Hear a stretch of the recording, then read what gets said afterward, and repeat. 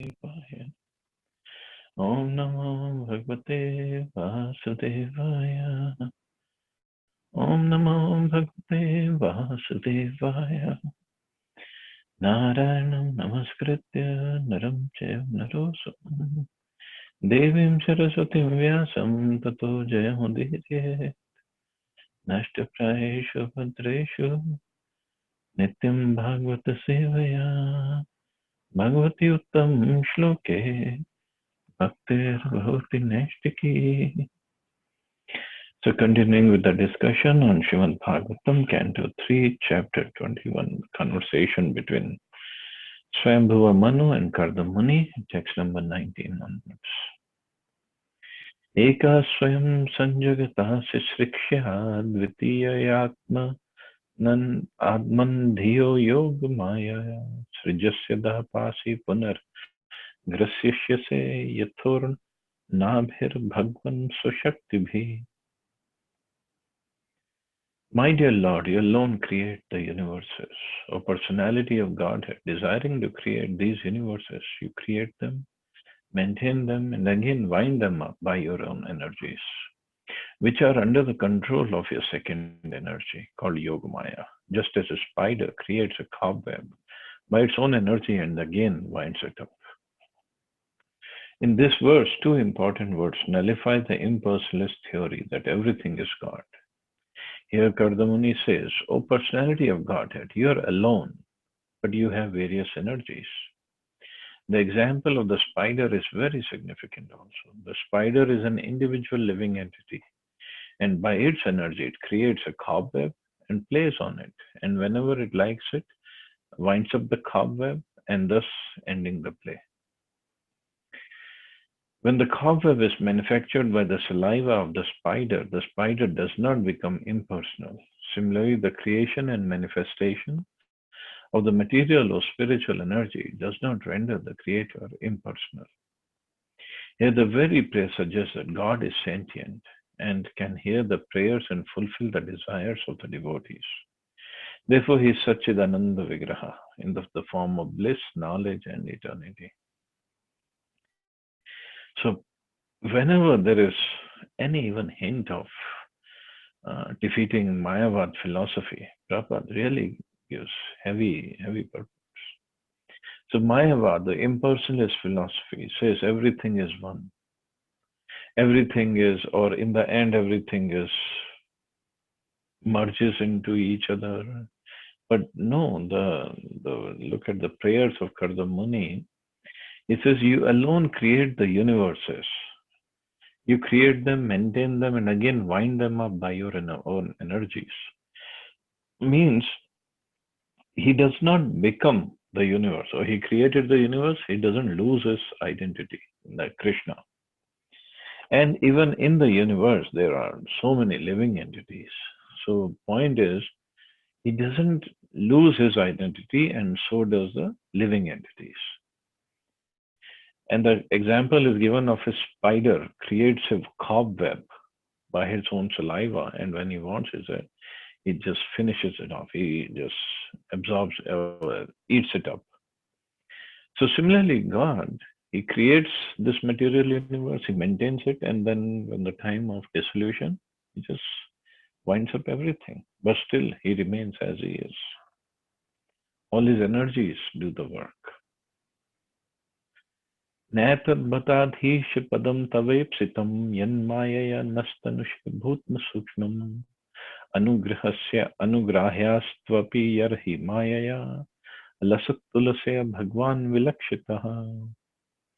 My dear Lord, although it's not your desire, you manifest this creation of gross and subtle elements just for our sensual satisfaction. Let your causeless mercy be upon us.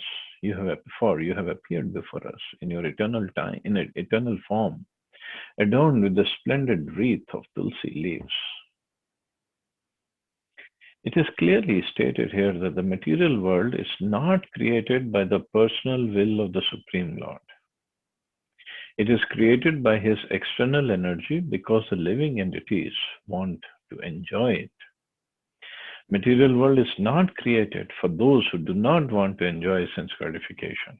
constantly remain in transcendental loving service and who are eternally Krishna conscious. So material world is not just like that song is in Duniya banane wale kya tere man mein samai tune kahe ko duniya banai. So he did not make it because he wanted it. No, it is the living entity's desire was to enjoy separately from Krishna. So Krishna had to create something for all those conditioned living entities. And he creates it by his external energy, Maya or Mahamaya. And Prabhupada says those who are eternally Krishna conscious, those who are always liberated, Nitya Siddha, they don't enjoy here in the material world, they're always in the spiritual world. For them, the spiritual world is eternally existing and they enjoy there. Elsewhere in Srimad Bhagavatam, it is stated that for those who have taken shelter of the lotus feet of the Supreme Personality of Godhead, this material world is useless because this material world is full of danger at every step. It's not meant for the devotees, but for living entities who want to lord it over the material energy at their own risk. Krishna is so kind that he allows the sense enjoying living entities a separate world created by him to enjoy as they like, yet at the same time, he appears in his personal form. So he is so kind, he allows the sense enjoying living entities. Every living entity is part and parcel of Krishna. Krishna wants to enjoy fully, so we have some minute independence. So we also want to enjoy. So Krishna had to create a separate world of illusion, where we think we are enjoying. He could have just put us in the prison house, literally the prison house, and could have gotten us beaten up, just like the governments in the material world do with the crime with the criminals. But Krishna doesn't do that. Although it's a prison house, this material world is a prison house, and we are bound up by the shackles of the three modes of material nature. But the problem is we don't see those shackles. We don't see our suffering. We don't see the trident in the hand of Durga Ji. That is, she is making us suffer with this trident. A trident represents more Adidevik, Adibhautik, and Adhyatmik Klesha. We don't see that because if we see, we won't be able to even try to enjoy this material world for which we came to begin with. And if we don't even try to enjoy, we will not get frustrated. And if we don't get frustrated, we'll not even think of what is beyond this material world. If we are just getting punished, like in some faith they say, is eternal hell, and God puts you in the eternal hell forever, you just be there, that's it. No. If somebody is in hell eternally, how in the world he would even think of or try to think of Krishna, lotus feet of Krishna, the spiritual world, the pure devotion service, the loving devotion service? Cannot. So the material world is full of illusion and it is temporary. Illusion in the sense the world is there, but our sense of enjoying it is illusory. So that is why he created it, so that we understand, we get the lesson, we learn our lessons. And this is not the right place. This is not the place for me. And at the same time, he has given knowledge of the spiritual world, knowledge of his pastimes, knowledge of himself. And Srimati Radharani and the other associates. So we develop a desire to serve them or to be one like them, to serve Krishna. That's the whole idea. The Lord unwillingly creates this material world, but He descends in His personal form or sends one of His reliable sons or a servant or a reliable author, like Vyasadeva, to give instructions. He himself also instructs in his speeches of Bhagavad Gita. The propaganda work goes on side by side with the creation to convince the misguided living entities who are rotting in this material world to come back to Him and surrender unto Him. Therefore, the last instruction of Bhagavad Gita is this: give up all your manufactured engagements in the material world and just surrender unto me. I shall protect you from all sinful reactions. So, so this is what the whole point is. That he comes here, he sends his book, he sends his representatives to take us back home, back to Godhead, where we can enjoy eternally. We are trying to enjoy the illusory happiness here, which is temporary and which is very limited. But in the spiritual world, it's unlimited happiness and it's permanent and it's always increasing actually. So that is the best deal if we can get to that kind of happiness. Tam tvanubhutya paratkriyartham swamaya vartit lokatantram namami bhikshanam nam niyapada sarojam alpiyasi kama varsham. I continuously offer my respectful obeisances unto your lotus feet, of which it is worthy to take shelter, because you shower all benedictions on the insignificant. To give all living entities detachment from fruitive activity by realizing you, you have expanded these material worlds by your own energy. Everyone, therefore, whether he desires material enjoyment, liberation, or the transcendental loving service of the Lord, should engage himself, offering obeisances unto the Supreme Lord, because the Lord can award everyone his desired benediction. In Bhagavad Gita, the Lord affirms, Ye yatha mam prapadyante. Anyone who desires to be a successful enjoyer in this material world is awarded that benediction by the Lord. Anyone who wants to be liberated from the entanglement of this material world is given liberation by the Lord. And anyone who desires to constantly engage in his service in full Krishna consciousness is awarded that benediction by the Lord.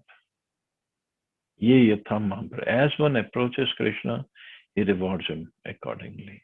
So if somebody wants the enjoyment of this material world, Krishna says, so be it. Of course, it depends on how much we deserve.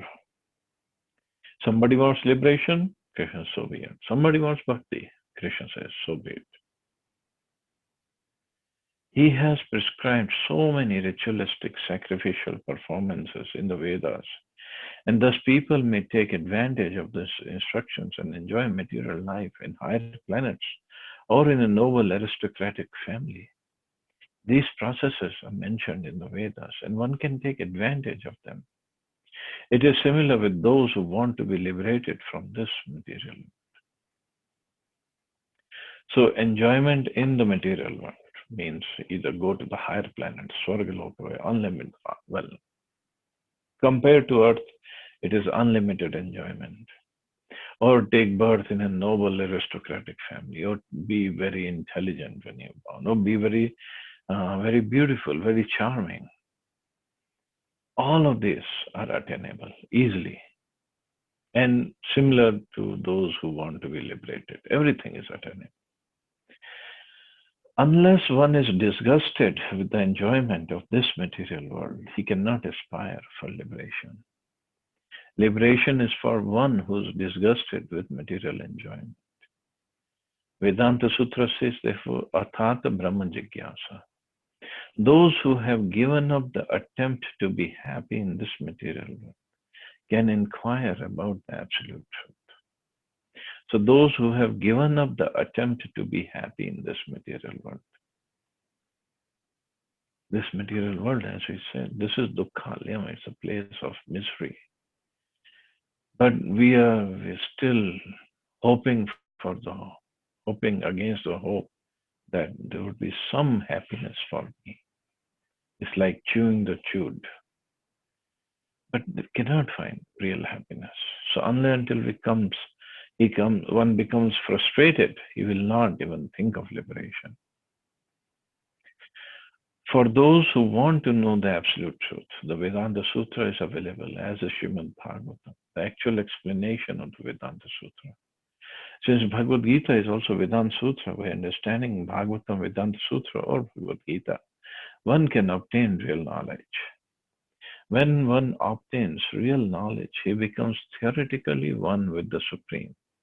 And when he actually begins the service of Brahman, or Krishna consciousness, is not only liberated, but situated in his spiritual life. So the knowledge, one is frustrated, then he goes for knowledge. With knowledge, one comes to the level of Brahman. Brahman means spiritual level. So at that level, he's not only liberated, but situated in his spiritual life. When he begins the service of Brahman. So the service of God, service of Krishna, service of Srimati Radharani, that service is not material, it's all spiritual. Our consciousness could be material, but the service is not material. So the point is, the deities are not material. The point is, we keep on serving, keep on coming in contact with the Lord, with His service, keep on serving, slowly we'll become spiritual. The conclusion is that one should worship the Supreme Personality of Godhead for any benediction. The word Kama Varsham is very significant, for it indicates that he satisfies the desires of anyone who approaches him. But one who sincerely loves Krishna and yet wants material enjoyment is in perplexity. Krishna, being very kind towards him, gives him an opportunity to engage in the transcendental loving service of the Lord. And so he gradually forgets the hallucination. Look at the words Prabhupada uses. If somebody wants to worship Krishna and at the same time wants to enjoy the material world, what Krishna does, very kindly, very lovingly, he engages that person in his service. Krishna engages in his own service. And so that he gradually forgets the hallucination. Hallucination means imagination that I can be happy in this material.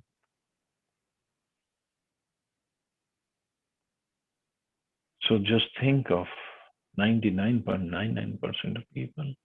They are only hallucinating in this world. Now today when you go to office, you just look around at everybody. Everybody is hallucinating basically. They're trying to be happy, doing various things, doing some crookery or some honesty or whatever way. They're trying to be happy. Big plans they're making. They don't know if they're going to live tomorrow or not, but they're making such a huge plans.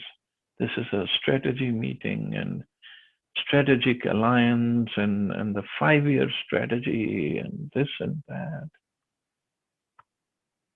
You don't even know if you're going to live for those 5 years and beyond.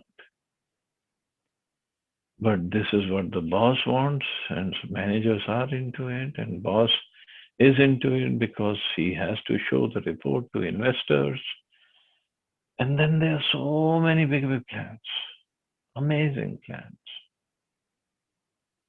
The end result is zero.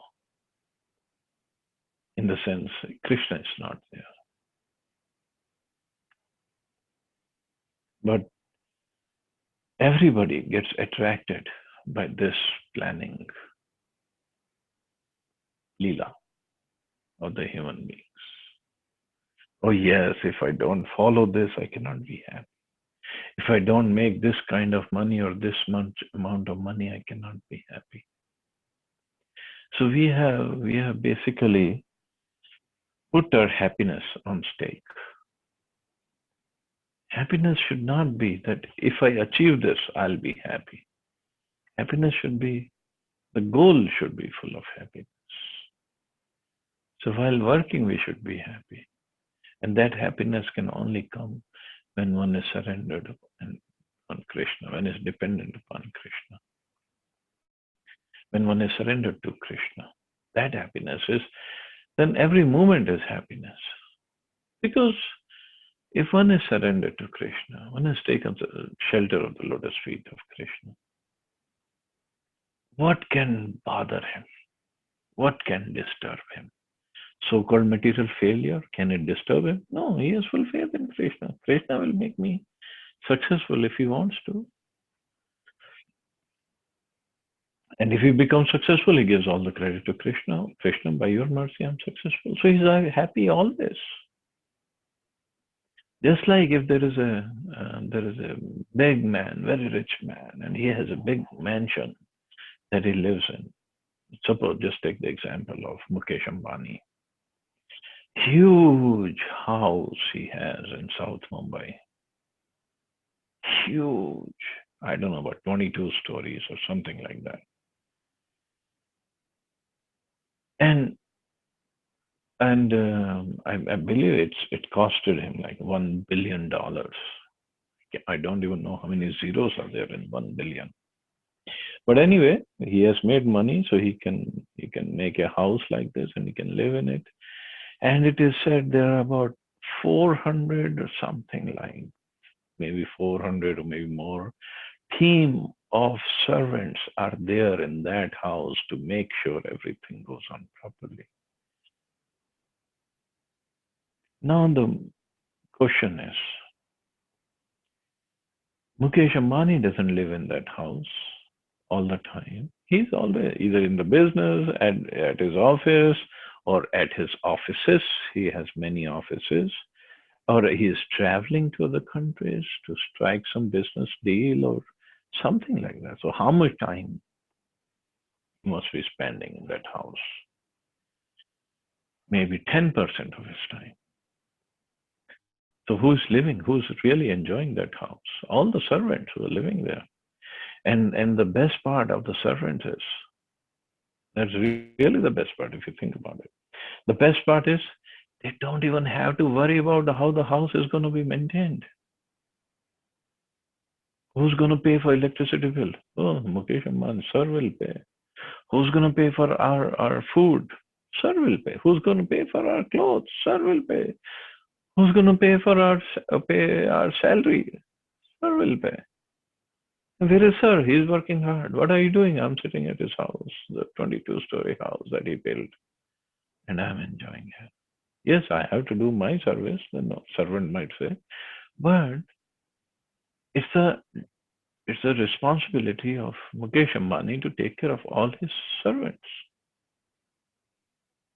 Servants don't have responsibility of taking so much of headache to take care of Mukesh Ambani. Yes, they have to do their service, fine, that they are doing. But the real headache is Ambani's. So similarly, Krishna and his devotees who fully surrendered to Krishna, it's Krishna's duty to take care of them. And Krishna does take care of them. It's all Krishna's duty. How to maintain them, how to protect them, how to look after them. Done by Krishna. So who would want to be like, who would want to become God? Rather become a devotee. If you become God, you have to take care of so many people. Just become a devotee, just serve Krishna, and Krishna will take care of your everything, all your needs. That is a loving relationship between Krishna and his devotees. The devotee, that's why he is peaceful. Not just peaceful, he is happy. Mare Krishna rakhe Krishna mare. And Krishna will take care of me. This is what he says in Bhagavad Gita. Konte pratijani hi name bhakta pranashyati. So Krishna will take care of me. Why I have to worry about it? So that's why the life of devotees is very, very peaceful and very blissful. And people cannot understand what is this blissful life all about. If somebody makes millions and millions of dollars, he cannot be happy as a devotee who has basically nothing in his pockets and he's dancing and chanting in the kirtan. That is the real happiness. Anyway, we'll stop here. See anybody has any questions or comments.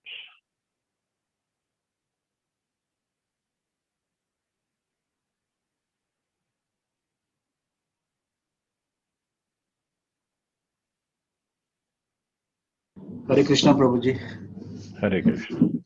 Prabhuji, you very rightly said this because once I visited in Greater Kailash temple, I saw a devotee relentlessly. He was dancing without looking. People were coming because see, everybody is not very dedicated, very devotional in service, but they just come to visit once in the temple.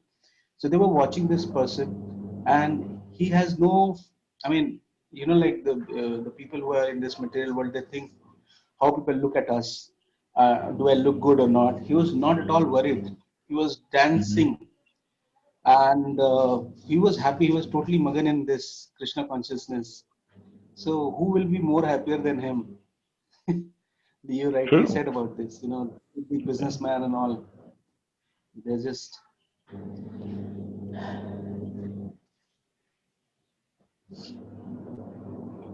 So that's what we have to do.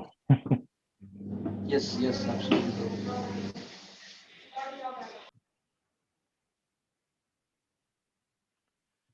Any other question or comment?